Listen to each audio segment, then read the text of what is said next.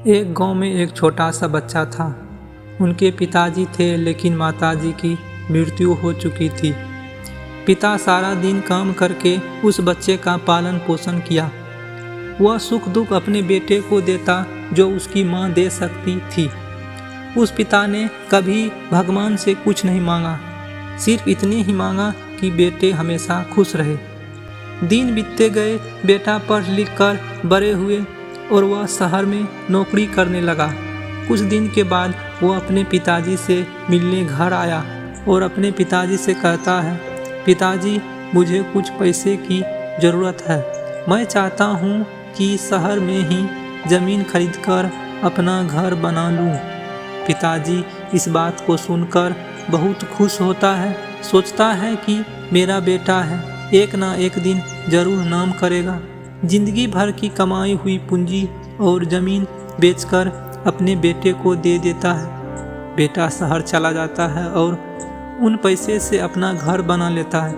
पिताजी इधर इंतज़ार करता है कि मेरा बेटा कब आएगा। अब पिताजी के पास कुछ भी पैसे नहीं थे, ना खाने के लिए ना पहनने के लिए कपड़े थे।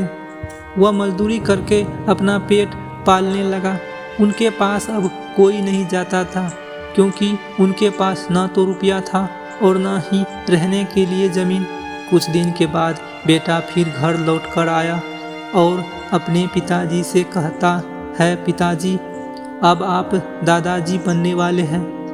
पिताजी को इस बारे में पता नहीं था कि उनका बेटा शहर में शादी भी कर दिया।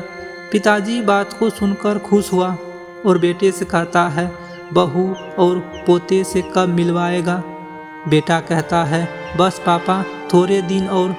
कुछ देर के बाद फिर बोलता है, पापा मुझे पैसे की ज़रूरत है क्योंकि मालिक ने मुझे जॉब से कुछ दिन के लिए निकाल दिया है।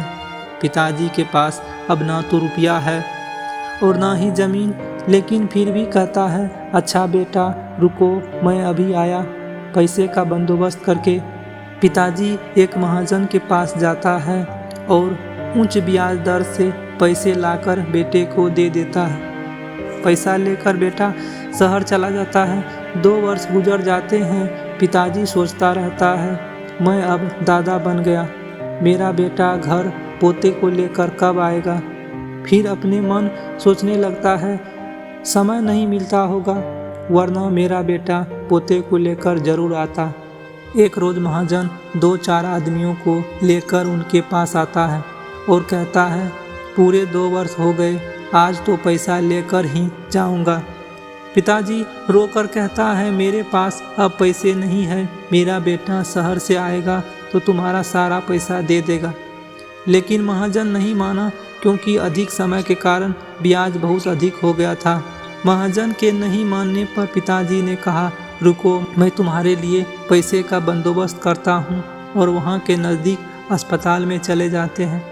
वहाँ जाकर वह बूढ़े शरीर से खून निकाल कर बेचता है, लेकिन उतना पिता के शरीर में खून नहीं होता जिससे कि महाजन का पूरा उधार चुका सके।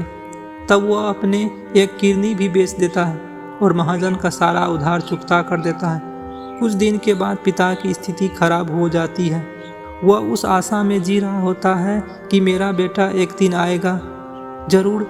इस आशा में एक दिन पिता की मृत्यु हो जाती है। वह बदनसीब बेटा अपने मरे हुए बाप का मुंह भी नहीं देख पाता।